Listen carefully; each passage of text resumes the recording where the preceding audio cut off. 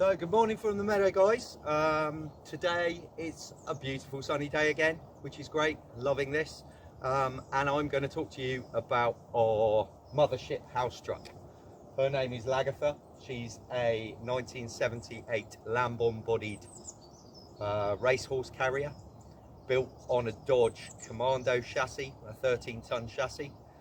We bought this lorry because we had already made the decision to move here. So our lane is really small. There's no way you could get a static caravan down here. And to be honest, I don't like static caravans at the best of time anyway. So it was a no-brainer to find a big old truck that's going to make its way down here, zero time it, get it down here and turn it into our house, which is exactly what we've done. So I'm going to put together a collection of photographs and talk you through the whole build process and the restoration process on this vehicle. I'm going to talk to you about why we chose it as well. Certain reasons, you know, we wanted a big old living vehicle. Big old living vehicles, they're easy to fit out because you can actually use generic bits of furniture. You have to be a little bit more cautious on a little vehicle like a van, and they all tend to come out a bit like caravans and motorhomes. Whereas on a big rig like this, you can completely freestyle the furniture, and it's a case of being a massive womble, really, finding stuff that fits. You'll find that if you go that method, certain styles of furniture will influence the way that you do the build, which I'll show you on this particular lorry. Okay, so guys, yeah, I'll take you for a little guided tour around the inside, let you know what we've changed. We've been in this truck for 6 years now, and the front end of the truck has changed. The rear end of the truck is as designed, and I'll talk you through all that. It'll make more sense when you see the build videos. Okay guys, brilliant. So I've always liked Lamborn horse boxes, especially the old school comma ones, but that was kind of out of the loop for me. Number one, they're really hard to find, and number two, they're ash framed, and I'm no woodworker, to be fair. I'm not a carpenter, I'm a welder. This particular vehicle is steel framed, much more in my comfort zone. Quite a rare one, because as you can see, it's got two side doors. They normally have a door on the arse and a door in the side. This one had two side doors, which gives you a massive balcony once you fill the middle section in. It also gives you the option to build out the side, because this truck won't be going anywhere. It's been zero timed. It could be put on the road, probably without too much hassle, but it's going to be here until we decide to build something different here, which won't be for a while. But we do have the option to double our living space just by building out on this platform. So it definitely was a no-brainer. As soon as I saw this Lamborn with two side doors, my brain was ticking and I was thinking, I can double the space here. So that's possibly a future plan. At the moment, it's a really lovely balcony. We spend so much time out here in weather like this, drink our teas and coffees outside. We basically live outside most of the time. If the truck serves any major purpose, this particular one is our kitchen and the bedroom as well. So I'm going to take you on a quick tour of the inside, and we'll talk you through the inside, and I'll let you know what changed at the front as the truck itself has evolved. Ace. Okay guys, so this is when the truck first turned up down in Cornwall where our workshops were. We had to empty it of horse poop and the various bits and pieces in there, pulled all the inner skin wood off and discovered that most of the frame looked a lot like this. As you can see underneath the windows, we've had to replace all the steel under the windows. This goes right into the cab. There were 4 vents in the fiberglass roof that we had to patch over the top, but they'd let a lot of water in, which had sat on the frame and rotten the frame out. So we zero-timed the frame, replaced anything that was broken, and during the course of that we lifted the floor as well, because the horse piss had actually rotten the wooden floor out. Modern horse boxes don't have wooden floors, but it did give us an opportunity to get underneath there and red oxide everything underneath it. Like I say, the aim was to get the frame zero-timed again, really. And we're right in amongst it. We're having to build new fresh wheel arches, and then obviously trying to recover as much timber from the floor as possible, of which there wasn't a great deal. There was enough to cover this space here. Nina's actually blow torching scaff planks that have been half lapped to make our centre section floor where the breakfast bar is. And they look great when they're all varnished finished up. These were all hardwood mahogany boards that we ran through a thicknesser to get them all nice, and once again they came up as a brilliant floor in the kitchen.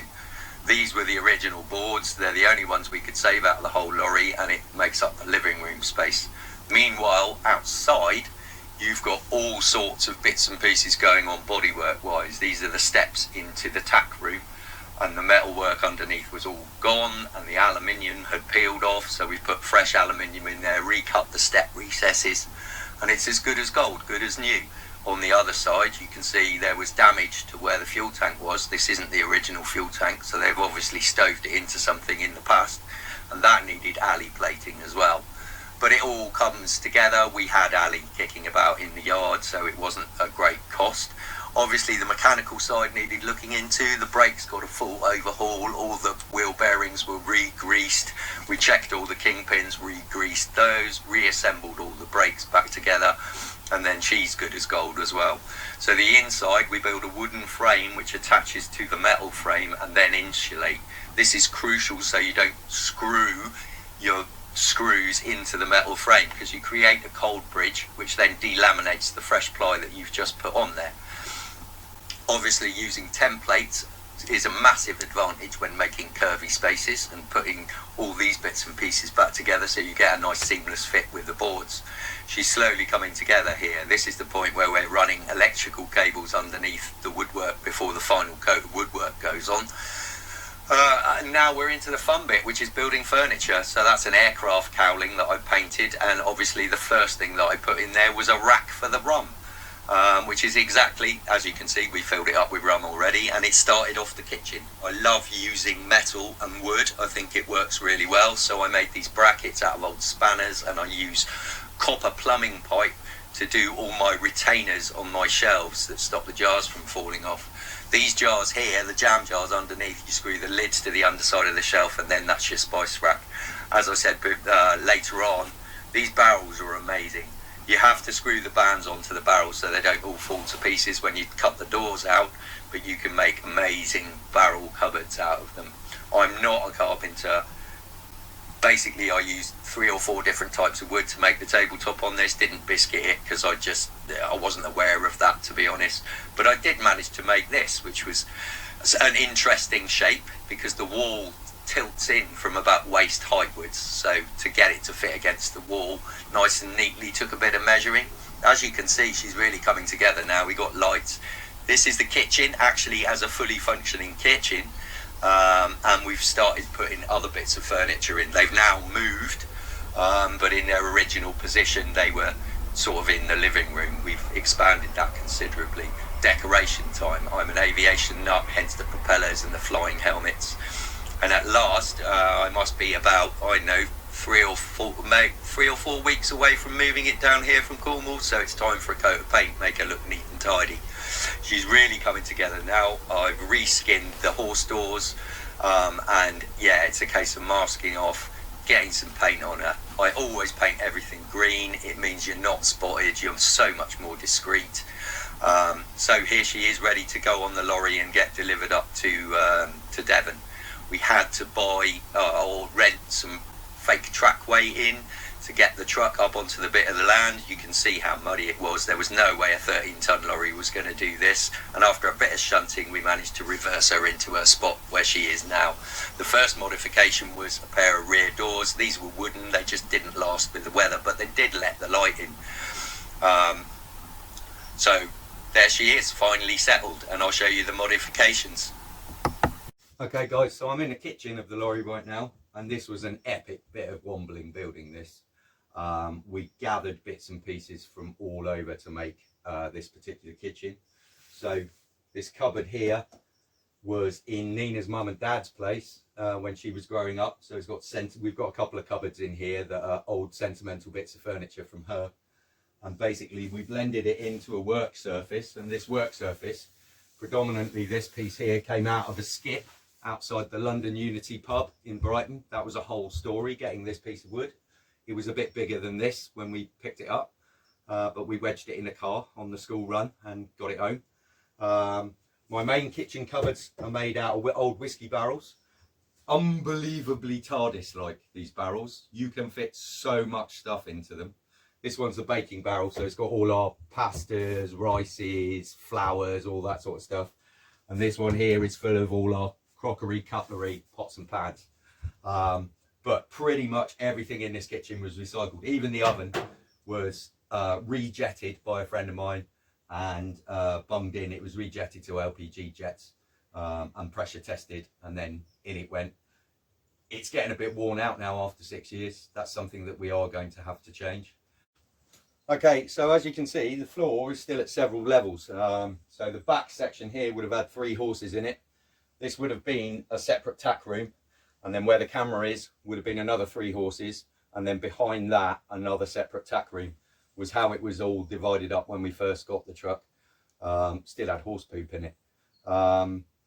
So this bit is basically our kitchen diner. So I made a circular table with some old barroom stools that our young lad Rufus, when he was about, I know, 10 or 11, spotted in a skip and walked home with them over, one of them over his shoulders, and just went, look what I found.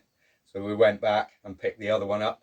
The table itself is made out of a shortened Land Rover back axle. That's the table leg. This is another piece of classic furniture from Nina's mum and dad, and we used some lovely little library truck drawers to sort of conglomerate this furniture into sort of one piece, one big bookshelf dresser. This was scratch built, so we were donated a load of really lovely timber from a friend of ours who's passed away. I've mentioned him before, Martin. He donated the wind turbine to us, but he also had a shed to clear out. He was moving from a truck to a boat, had a shed to clear out with a load of timber in it. And to be fair, there's a lot of that timber that's gone into this lorry. This is, you know, I'm a massive lover of books. I think aesthetically they're great to look at. I know they're heavy, but in a truck like this, you're not worried about it. I've got a massive payload in this lorry. So yeah, I just like being around books. Yeah, that's why I have loads of bookshelves. It's not something that you necessarily carry loads of in a small vehicle. Right, so I'm going to flip the camera around and then show you the front end and talk you through what we've actually changed. We obviously have put double glazed sliding patio doors into the old horse door frames, which keeps it nice and warm in here and lets in tons of light. That's one thing about these old horse boxes. As you can see with all these, the majority of the windows are all at this level, so it lets in very little light. So I've put in this window, this window, this window, and obviously let loads more light in with the sliding French doors. So it's a really light and roomy lorry to live in. To begin with, we used to have our sofa in front of this door here, and it just made the living room quite a dark space. So as soon as I could get double glazed doors for it, I did. And that in turn has affected how the front room setup has changed a little bit.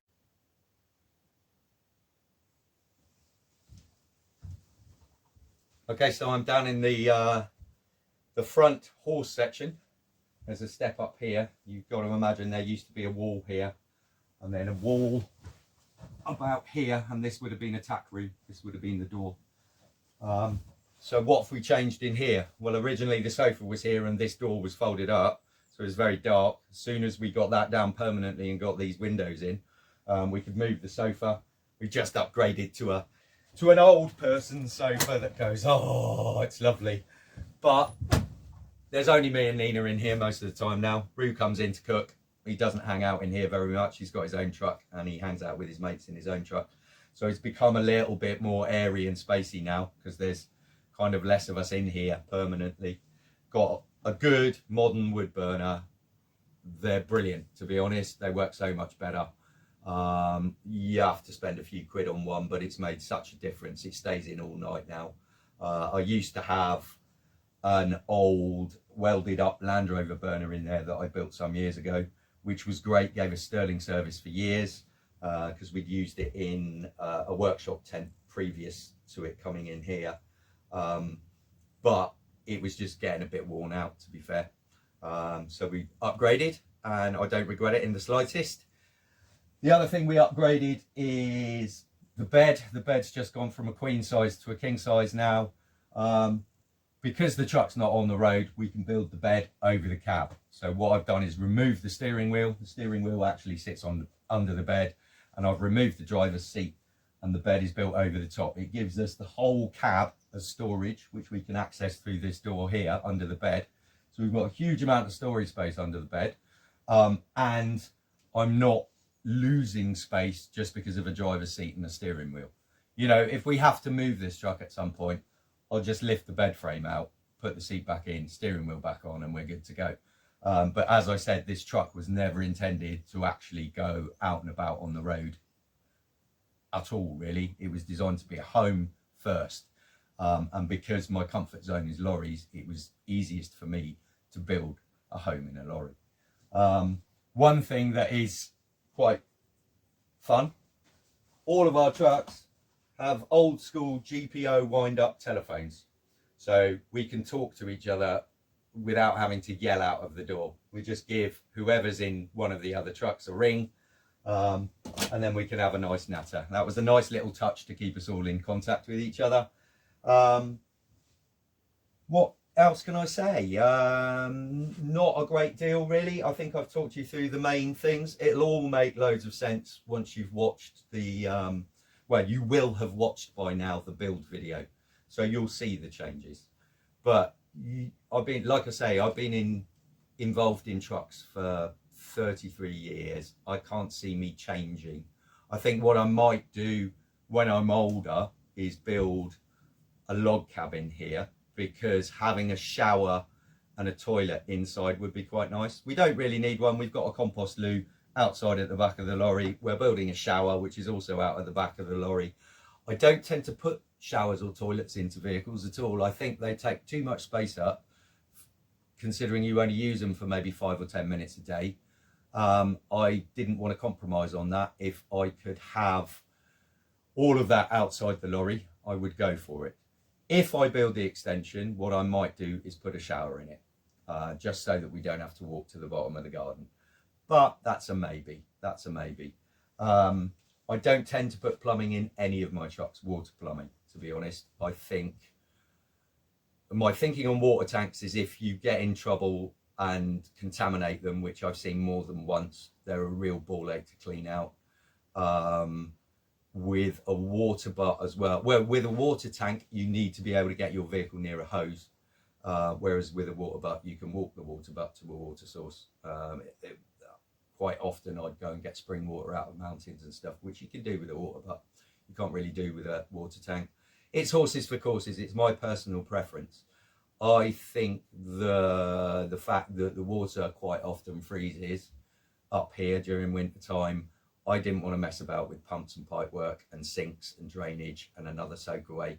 So we do all our washing water catchment that's come off the roof, that's caught in buckets all the way along the lorry.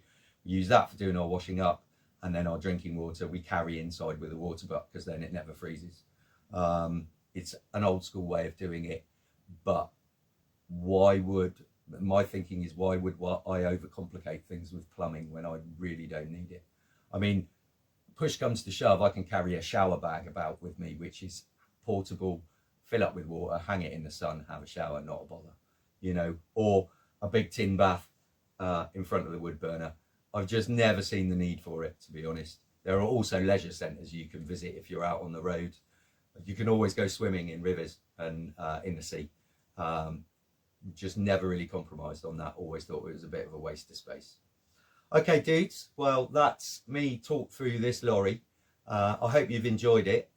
There will be more lorry sort of breakdowns. Breakdowns is the wrong word. More build breakdowns to come on another 3 lorries, maybe 4. They're all slightly built for their own purposes. Like I say, this one was lovely to build because you can just go completely freestyle on a space this big and do what you like furniture wise. And it's been a fantastic home for 6 years.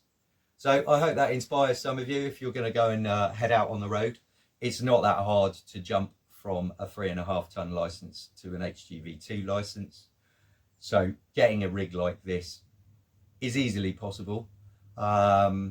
they're a bit harder to find homes for when you're actually living on the road, because they're big lumps of metal. But like I say, we bought this one because it was going to be static, zero timed it, and hopefully it was 40 years old when we got it, and hopefully it will last another 40 years. Brilliant. If you like the channel, please subscribe. If you've got any questions about building trucks, please drop them in the comments and I will answer them. I will sort of let you know my experiences from doing it. And if you like the content, click the like button. All interaction is great. We're getting close to 1,000 views on the channel now, and that's in the space of, I think it's just over a fortnight, which is amazing. So let's keep it up, share it all widely. Amazing. Look forward to making the next one. Cheers now. Bye bye.